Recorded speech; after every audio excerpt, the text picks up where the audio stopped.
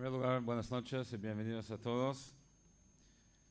Quisiera dedicar esta conferencia, o por lo menos mi parte de la conferencia, a una personalidad siempre presente acá en las vacaciones Punta del Esteñas, que ha hecho mucho para fortificar y cultivar el judaísmo acá, el señor Moti Eisenberg, quien falleció víspera de Yom Kippur. Que su alma tenga un lugar privilegiado en el otro mundo y bueno, que sea por muy poco tiempo, que pronto mereceremos el reencuentro con todos aquellos seres que hoy no están con nosotros físicamente. Quería agradecer al Rabino Grumblat su participación y su organización, su parte de la organización y empuje en todo este proyecto, ayudar a Dani Roisen con toda su vacación sacrificada y a la señora de Dani, que le permite sacrificar sus vacaciones para poder enriquecer las vacaciones de los demás. Agradecer a la señora Chipi Meta, mi familia, su apoyo, y a Miki Rosenthal, mi familia, su apoyo, quienes hacen posible este evento.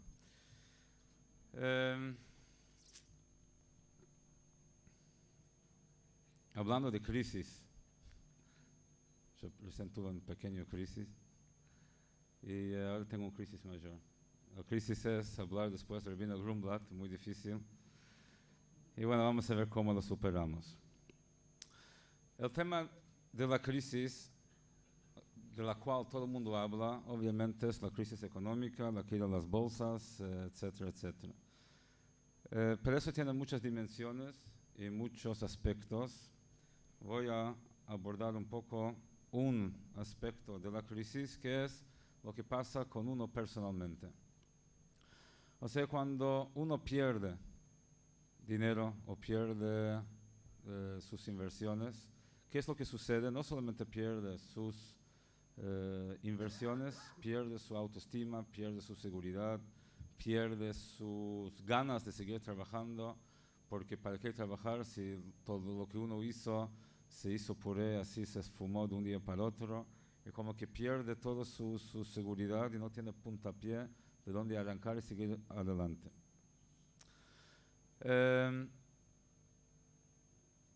Y estuve pensando cómo podemos y qué consejo se puede dar para no caer en ser simplista y dar alguna herramienta que realmente la gente pueda utilizar en su vida para poder recuperar o poder seguir adelante o tener algo para ayudarse en su vida particular.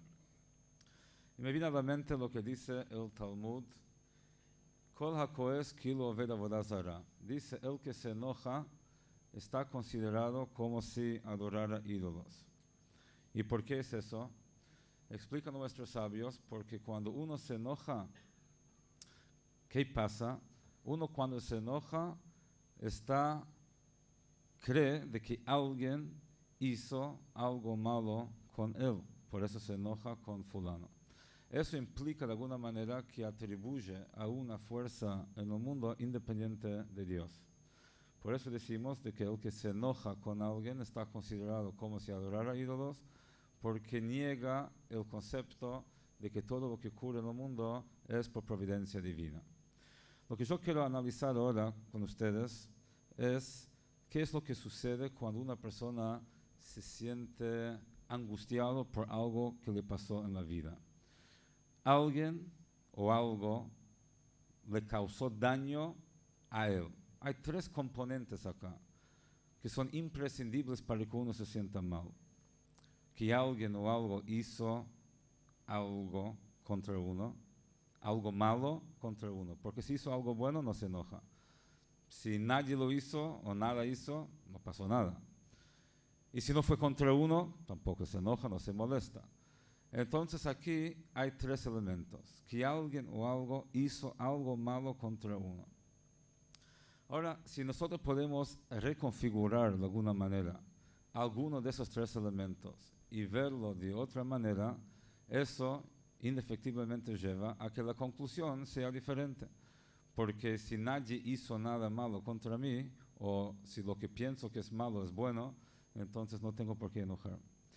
Eso me hace recordar la historia, el tema de la perspectiva, que cuando Golda Meir se encontró con Kissinger, y ella se sintió muy afortunado y de que tenemos ahora un secretario de Estado judío.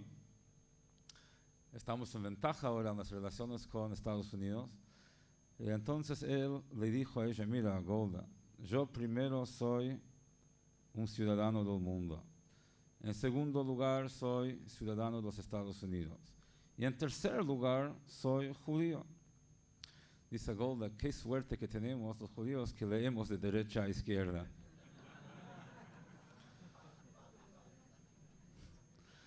O sea que todo es cuestión de perspectiva. O sea, vamos a ver ahora cómo miramos el asunto. En primer lugar, decimos, alguien hizo algo contra mí. ¿Sí? Eso atenta contra uno de los fundamentos del judaísmo. ¿Por qué? Porque según el judaísmo no ocurre nada en el mundo que no sea por providencia divina. Eso nos lleva a todo un desafío, cómo resolver la aparente paradoja entre dos valores irreductibles del judaísmo, que es la providencia divina, que Dios maneja el mundo por un lado, y por otro lado tenemos el tema del libre albedrío. O sea, si decimos que Dios decide todo lo que ocurre en el mundo, ¿dónde está el hombre en todo esto? O sea, si Dios decidió lo que va a pasar, entonces el hombre decide, elige, incide lo que hace o no hace. Y de hecho encontramos ese tema al principio de nuestra historia. Cuando Dios hizo el pacto con Abraham, le dijo en ese momento de que sus descendientes iban a pasar por una esclavitud por manos de un pueblo ajeno y los van a hacer sufrir durante 400 años. Y luego, dice Dios, luego de los 400 años van a salir en libertad y Dios va a juzgar a ese pueblo que subyugó al pueblo judío. Entonces ahí ya resalta la paradoja. ¿Cómo es posible? Si Dios había decretado de que el pueblo judío tenía que pasar años de esclavitud, por la razón que sea, bajo el dominio de un pueblo determinado, ¿por qué al final va a castigar a los ejecutores de su voluntad? Hay una contradicción ahí. Y hay muchas explicaciones. Una explicación que quiero compartir es de que si bien Dios define lo que va a suceder, no define quién lo va a ejecutar. O sea, de que si bien el pueblo judío tenía que pasar por esclavitud, cada egipcio que optó por ser ejecutor de ese decreto cargaba la responsabilidad personal por haber hecho algo incorrecto. O sea, es amoral tomar y subyugar a otra persona y tratarlo como lo trataron los egipcios en ese momento. Pero en última instancia, cuando ocurre algo, ¿qué es lo que uno piensa? ¿Quién lo hizo o por qué pasó? ¿Piensa en el mensajero, se enoja con el mensajero o se pone a pensar en el mensaje? ¿Por qué me pasó lo que me pasó? Hace unos años estuve hablando ese tema con un grupo y uno de los presentes me dice, sí, porque la verdad el otro día me enojé contra un cliente que me mandó un fax, un cliente de Estados Unidos me mandó un fax relajándome y tenía ganas de reventarlo. Digo, ¿por qué? Dice, no, lo que me decía y me insultaba. Dice, ¿y por qué no reventaste el fax? Dice, ¿por qué el fax? Dice, porque los insultos vinieron del fax. Dice, ¿por qué me está hablando? El fax no hace nada solo, o sea, viene de mi cliente. Digo, bueno, ¿no pensaste que tu cliente es el fax de Dios por medio del cual Dios te mandó un mensaje? Entonces vas a agarrarte con el medio e ignorar por qué mereciste semejante cosa. Hay una anécdota de un rabino que vivía en Polonia, era un rabino muy importante, que anhelaba tener un talit katán, ¿no? Que es el mini talit que se pone debajo de la camisa, como tipo poncho, y quería tener uno confeccionado de lana proveniente de la tierra de Israel. Él viviendo en Polonia hace años, demoraban meses en conseguir esa tela que él quería. Finalmente cuando llega, la dio a un discípulo para que la prepare y la transforme en un talit katán. Pasa unos días y el alumno viene al rabino, dice, mira rabino, la verdad, no sé cómo decírselo, pero le arruiné su talit katán. Dice, ¿qué pasó? Dice, yo tenía mal doblada la tela y por equivocación, en vez de hacer un agujero, hice dos y está totalmente desconfigurado. Dice el rabino, no te preocupes. Dice, cada uno de esos agujeros tiene su función.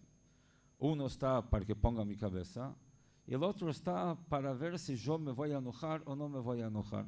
No me voy a enojar. O sea, de que en vez de agarrarse con el que le arruinó la tela, se puso a pensar qué hay detrás de esto. Entonces, en primer lugar, creo de que lo que nos aliviaría mucho, nos ayudaría a superar la crisis y reconfigurar las cosas, es darnos cuenta de dónde vienen las cosas. En vez de pensar qué es lo que pasó y quién lo hizo y enojarse con el que hizo, darnos cuenta quién lo hizo realmente. O sea, si nos llegó algún daño o nos llegó algo que no nos gusta, no es la persona quien aparentemente decidió hacernos el daño el responsable, sino de que hay una causa mayor que permitió de que ese daño me llegue. Segundo tema, me pasó algo malo. Ahora, ¿quién sabe qué es bueno, quién es malo para uno? En el hasidismo explica el concepto de que no hay nada malo que viene del cielo. Dios nunca manda nada malo. Por eso los hasidim, cuando se le preguntaba ¿cómo estás?, nunca decían mal. Podían decir la situación es amarga. ¿Por qué? Porque lo comparaban con un medicamento que uno lo toma siempre para su beneficio. Hay medicamentos más dulces y medicamentos amargos, pero todos para el beneficio de uno. Y eso fue su concepción de que si no hay nada en el mundo que ocurra porque sí, no hay casualidades, es todo por causalidad y todo es para el beneficio de uno, puede ser que es amarga, pero sigue siendo buena. Entonces, cuando una persona se pone a pensar que algo que entendió que tenía que ser común, entiende y le salió mal, ¿qué significa salió mal? Salió mal desde un punto de vista de repente, pero quién sabe cuál es el objetivo por el cual las cosas pasan. Usamos un ejemplo sencillo, de eso es el ejemplo que da el hasidismo. Un niño, un padre siempre le hace el bien a un niño, un padre sano. Entonces, hay dos tipos de bien que le pueden hacer con su hijo. Puede darle un caramelo, puede darle un juguete a su hijo, o puede darle una vacuna a su hijo. Ambas acciones son expresiones de amor. Ahora, ¿qué sucede en cada caso desde la perspectiva del niño? En el caso de que el padre le regala un juguete, está chocho de la vida, está feliz. Tengo un padre bárbaro, me quiere, me ama, me trata bien, la vida es excelente. ¿Qué pasa el día que le dan una vacuna? Es horrible. Mi papá, ¿qué me está haciendo? Me está pinchando. Es interesante, un día uno de mis hijos tiene pánico a las jeringas y había que vacunarlo, tenía 9, 10 años y tenía pánico, no había cómo lograr que acceda a que le den la vacuna. Después de una hora de todo tipo de métodos seductivos que no funcionaron, lo agarré y la enfermera le dio la vacuna y ya está, y se salió vacunado. Después le dije a mi hijo, mira, perdón, me dijo, por lo que hice, o sea, lo tuve que hacer. Dice, sí, yo sé, fue para mi beneficio, pero no había otra manera y está, o sea, no te aflijas, me dice. Pero el punto que quería decir acá es, ¿qué dice Hasidut? Hay dos tipos de bondad. Hay bondad que nosotros podemos entender y después hay una bondad que no podemos entender. Es tan grande la bondad que excede nuestra capacidad de entender. Como un niño que le pincha, no entiende por qué. ¿Cuál de las dos bondades es mayor para el hijo? ¿El juguete que el padre le da o la vacuna que le da? El juguete que el niño entiende que está bien es un bien limitado. Es un bien que entra dentro de la estructura de una mente de niño. La vacuna es una bondad que trasciende los límites del niño y por lo tanto es una bondad mayor. Así explica Hasidut también. Las bondades que nosotros podemos percibir como bondades son bondades limitadas.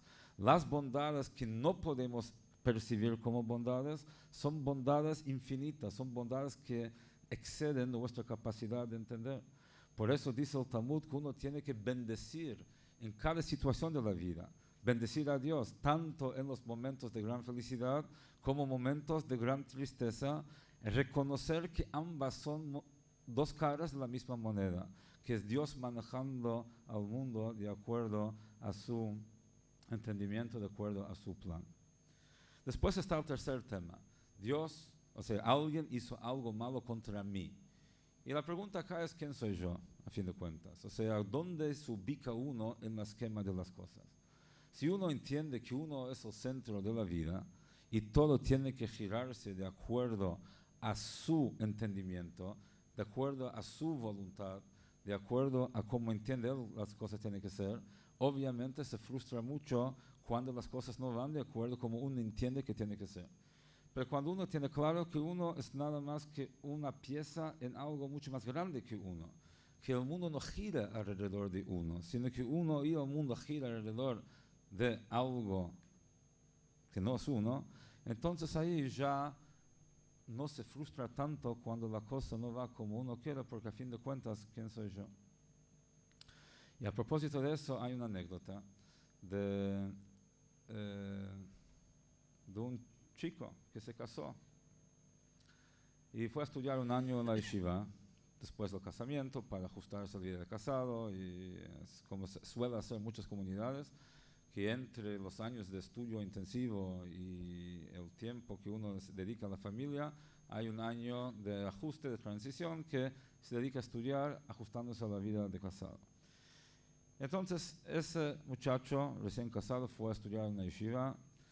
Después del año vuelve, termina el año de la yeshiva y el suegro le pregunta, dice, a ver, ¿qué es lo que aprendiste durante el año en la yeshiva?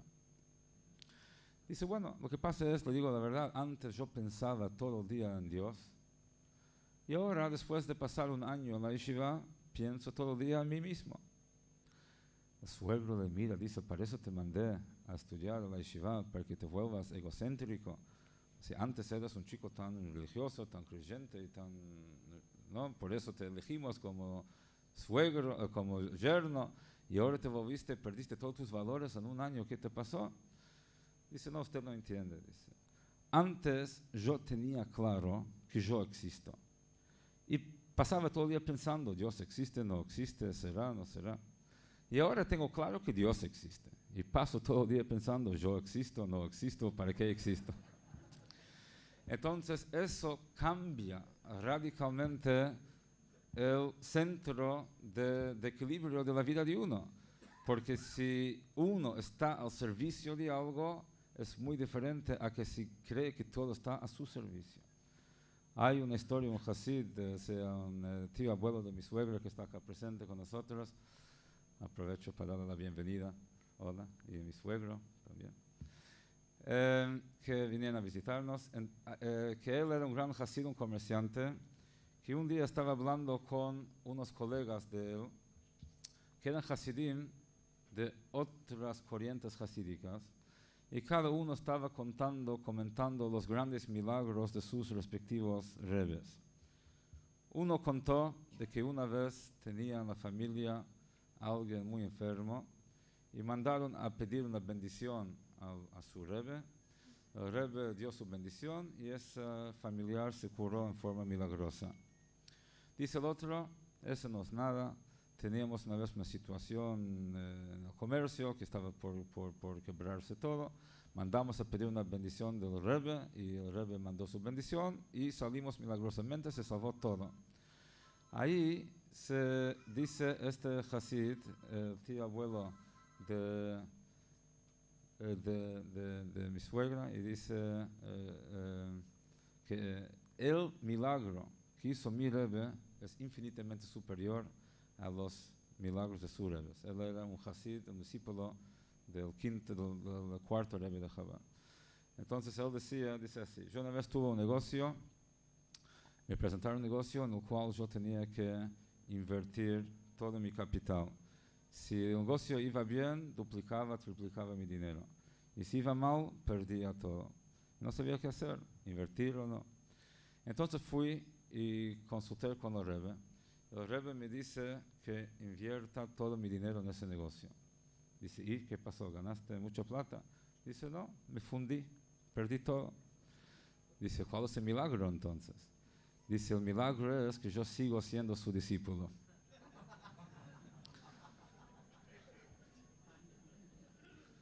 ¿Qué significa esto, esa historia? Significa algo muy importante. Y es de que hay dos enfoques que uno puede tener con su vida y con el propósito de su vida y lo que uno tiene en la vida. Hay quienes entienden, yo estoy para pasarla bien, para sacar mayor provecho de la vida. El dinero que yo tengo es porque yo me la gané y el dinero que yo tengo es para que la disfrute yo, es para que la convierta en más, si puedo, ¿no? Para eso está. ¿Quién piensa diferente? Uno trata de tener cuanto más, para disfrutar cuanto más, si es gastarlo, o tenerlo como seguridad, o lo que fuera, pero es eso, nadie duda de que el objetivo es tener cuanto más. Ese es un enfoque. Otro enfoque es, entonces, ¿qué pasa con esta persona? A veces va y dice, ¿quién me puede aconsejar para que yo tenga más dinero? Va y busca quién es el consejero con mayor capacidad y va y consulta con él. Y hay quienes dicen, el Rebbe es el hombre más inteligente, más sabio, me va a aconsejar cómo puedo yo ganar más. Y va y consulta con su Rebbe, y el Rebbe lo ayuda, porque para eso va, el Rebbe ayuda a cada uno de acuerdo a su necesidad. Después hay otro tipo de actitud, otro Hasid, y dice, Dios me dio dinero, ¿para qué? ¿Para qué me la dio? No sé, ¿cómo voy a saber yo para qué Dios me la dio? Entonces voy a buscar a alguien que sí puede saber para qué me la dio. ¿Quién puede saber para qué me la dio?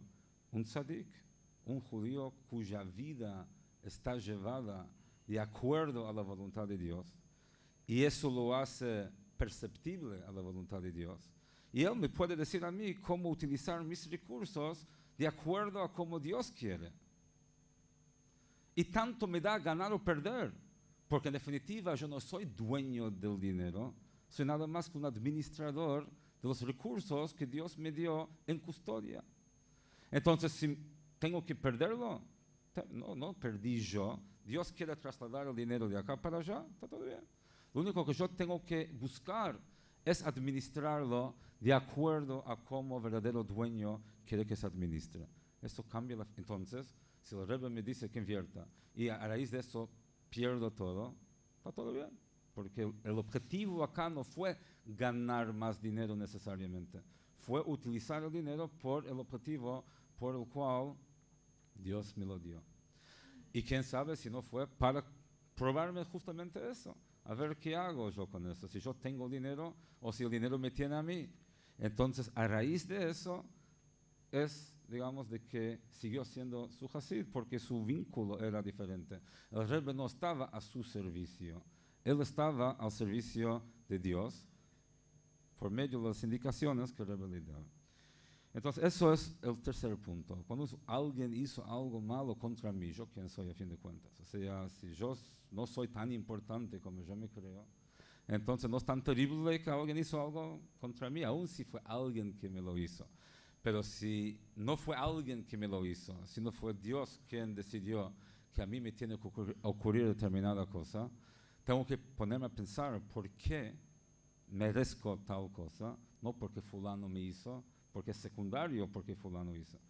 Ojo, o sea, por ley judía, si alguien me hizo algo, tengo derecho y obligación de ir y recuperar lo que me hizo por ley, pero no enojarme con él, sino hacer lo que la ley indica. ¿Por qué? Porque la ley indica, nuevamente, no por uso la ley para recuperar lo que yo quiero, sino de que yo actúo de acuerdo a cómo la ley indica para que la ley se manifieste a través de mi conducta. También, o sea, es un nivel alto quizás de relacionarnos con la ley. Pero de vuelta, uno mira a sí mismo como un vehículo por medio del cual la voluntad de Dios se cumpla y no directamente que Dios tiene que hacer todo lo que a uno se le ocurre. Ese tema de la perspectiva también es interesante. Había dos amigos que salieron a hacer camping, y entonces fueron a hacer camping, se prepararon, fueron a dormir, y de repente en medio de la noche uno despierta al otro y dice, mira, qué increíble, las estrellas, mira, ¿alguna vez en la ciudad viste tantas estrellas? ¿Supiste que hay tantas estrellas? Mira la maravilla de la creación divina. ¿Qué pensamiento te lleva a eso? Mirando las estrellas acá, en medio del campo, en medio de la noche. Dice, el pensamiento que me viene a la mente es, ¿quién nos robó la carpa?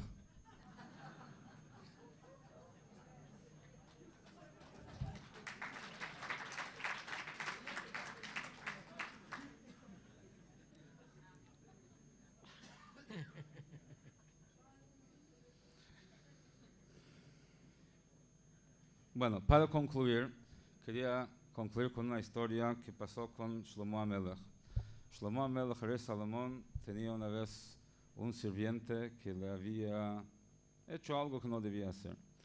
Pero siendo de que era un sirviente fiel durante 50 años, Shlomo, rey Salomón, le dice, mira, yo te voy a absolver del castigo que te corresponde si tú logras encontrarme algo que cuando yo estoy bajoneado me levante el ánimo y cuando estoy con la cabeza en las nubes me baja a tierra. Algo que me sirve para las dos cosas.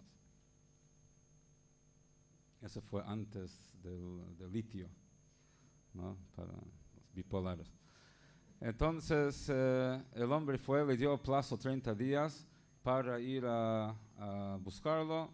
Está el último día de su plazo y ahí está caminando por los callejones de Yerushalayim y ve un mendigo ahí y lo ve con la cara triste y le dice, ¿qué te pasa? Dice, él le dio una moneda, dice, ¿qué te pasa? Veo que estás muy triste. Entonces le contó que es el último día del plazo, tiene que encontrar algo que le haga levantar el ánimo al rey cuando esté decaído y que lo baja a tierra cuando está demasiado con la cabeza en las nubes. Y ese último día no lo encuentra. Dice el mendigo, yo tengo lo que estás buscando. Dice, ¿cómo? Sí, saca un collar que tiene una medalla con 3 letras hebreas talladas ahí. Gimel Zayin Yud. Dice, ¿y esto qué es? Dice, son siglas de 3 palabras. Gam Ze Yavor. Gam Ze Yavor significa, esto también pasará. Cuando uno está decaído y sabe de que eso va a pasar, entonces lo ayuda a que enfrente los desafíos con mayor fuerza. Y también cuando uno está con la cabeza en las nubes, eso también le sirve para bajarlo a tierra y para que aproveche los momentos altos como corresponde. Por eso, de hecho, tenemos la obligación de decir el Shema Israel una vez de día y otra vez de noche. Shema Israel es la proclamación máxima de fe judía, en la cual proclamamos no solamente que Dios es el único Dios, sino que Dios es la única existencia verdadera, que todo lo demás depende de Él. Entonces lo tenemos que decir una vez de día, otra vez de noche. ¿Por qué? Porque día y noche representan los días y noches en la vida de uno, los momentos altos y los momentos bajos. En los momentos altos, cuando uno se puede creer todopoderoso, tiene que recordar de que Dios es el verdadero todopoderoso. Y cuando hay momentos difíciles y uno piensa que está todo perdido, tiene que otra vez proclamar que Dios es el verdadero todopoderoso, quien maneja y hace y deshace las cosas y no caerse y no caerse, digamos, anímico. Así que en resumen, hablamos de que el tema de la crisis que afecta a uno, afecta porque cómo uno lo percibe y que alguien o algo hizo algo malo contra uno y uno se siente inestable, se siente inseguro, se siente perdido, se siente sin sentido. Y si empezamos a redefinir esos 3 componentes, que no es alguien o algo, sino que Dios tiene su diseño, no es necesariamente lo que yo pienso es bueno, no lo que yo pienso es malo, sino de que Dios es que maneja las cosas y hace el mejor para cada uno en cada momento. Y yo contra mí, ¿quién soy yo a fin de cuentas? Si uno cree que es el centro del mundo, ve las cosas de una manera, pero cuando ve que es parte de una creación que está al servicio del Creador, entonces piensa no tanto qué es lo que yo necesito, sino para qué me necesitan a mí. Obviamente hoy en día estamos todavía en galut, en exilio. La diferencia entre Golá y Geulá es una letra, la letra Aleph. La diferencia entre redención y exilio es la letra Aleph, que representa a Dios. Si tenemos a Dios presente en nuestra vida, eso nos redime, nos libera de nuestras propias limitaciones. Cuando sacamos a Dios de la ecuación, ahí estamos limitados por nuestras propias limitaciones. Hoy no percibimos a Dios tan claramente en nuestra vida. Cuando Mashiach va a venir, ahí sí lo vamos a ver, y eso es la diferencia. Pero como hablamos siempre, cuando nosotros logremos sacar el exilio de dentro nuestro, eso va a llevar a la masa crítica para que merezcamos que Dios nos saque del exilio en el cual nos encontramos. Y siempre mencionamos de que probablemente Mashiach venga en enero o febrero. ¿Por qué? Porque que venga alguien durante el año a decir que es el Mashiach y hay que irnos de la situación, cualquiera puede hacerlo. Pero que alguien venga en medio de la temporada de Punta del Este y decir que es Mashiach y la gente lo siga, esa es prueba fehaciente que es Mashiach. Ojalá que sea esta temporada. Muchas gracias.